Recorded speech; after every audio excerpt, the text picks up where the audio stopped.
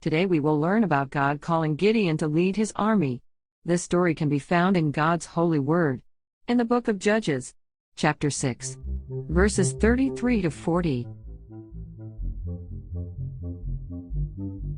This story happened at a time when enemies of Israel kept attacking them and stealing their crops. Gideon was afraid of the enemy soldiers, but God asked him to be brave and become commander of an army who would protect his people. Gideon was scared and asked God, "If you really want me to lead an army, please show me a sign.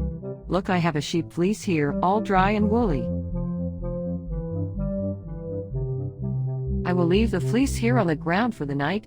In the morning, if the ground is dry but the fleece is wet, then I will lead the army."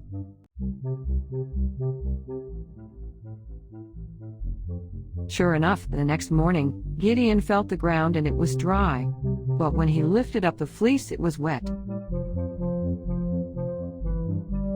But Gideon still did not believe God would help him lead an army to defeat their enemies. So he asked God to give him another sign. "This time, if I leave the fleece on the ground during the night, if the ground is wet but the fleece is dry, I will know that you want me to lead the army for you." Sure enough, the next morning the ground was wet but the fleece was fluffy and dry.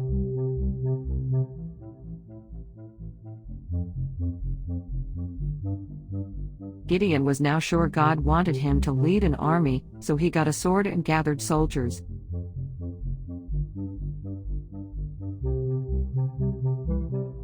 Today we learned about God calling Gideon to lead his army.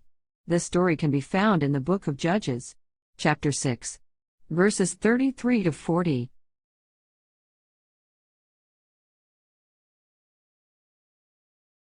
God asked Gideon to lead his army.